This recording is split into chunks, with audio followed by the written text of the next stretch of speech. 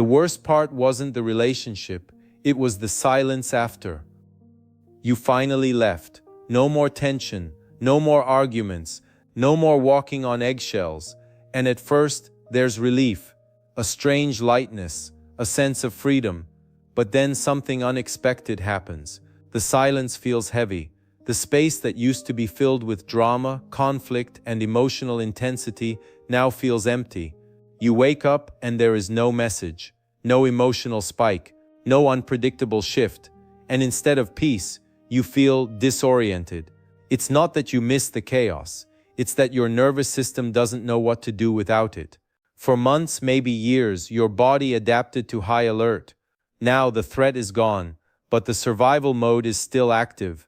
You feel disconnected, like you were plugged into something intense, even if it was toxic, and now that source is gone. It can feel like losing a source of energy, not healthy energy, but familiar energy. And familiarity is powerful.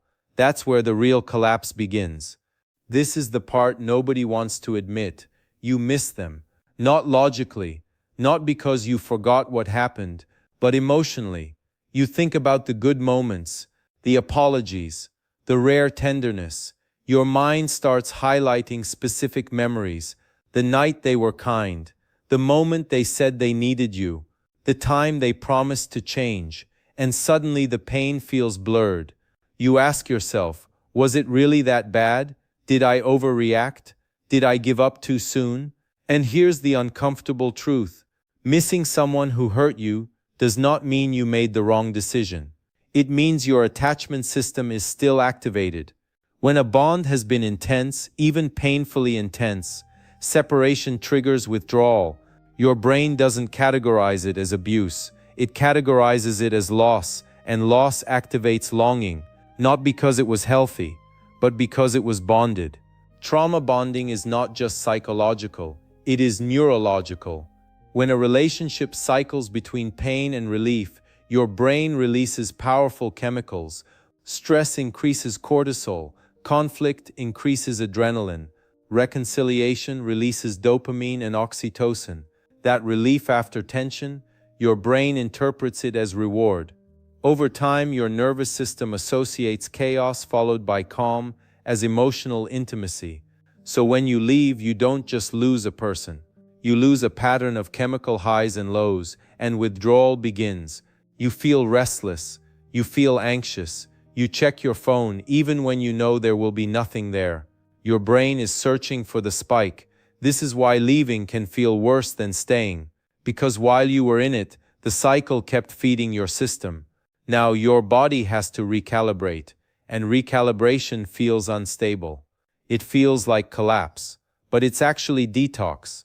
After the initial shock fades, doubt creeps in. You begin rewriting the story. You soften the worst moments. You magnify the best ones. Your brain filters pain because pain is harder to hold long term, especially when loneliness is present. You remember how they laughed, how they held you, how they said you were different. You forget the tension in your stomach, the nights you couldn't sleep, the constant self-doubt. Memory is not objective, it is emotional, and when you're alone, your mind searches for comfort. Even if that comfort came from the same source as the damage, you might feel like you made a mistake, like you abandoned something fixable. But what you're actually experiencing is identity disorientation. For so long you were defined in relation to them. The one who tried, the one who stayed, the one who endured. Now that role is gone. And without that role you feel unanchored. It's not regret, it's transition. You thought the hardest part would be leaving. It wasn't. The silence, the withdrawal, the doubt. That's where the deeper collapse unfolds. But here's the part most people miss. The real damage isn't the pain. It's what it does to your identity. And that's what we're going to talk about next.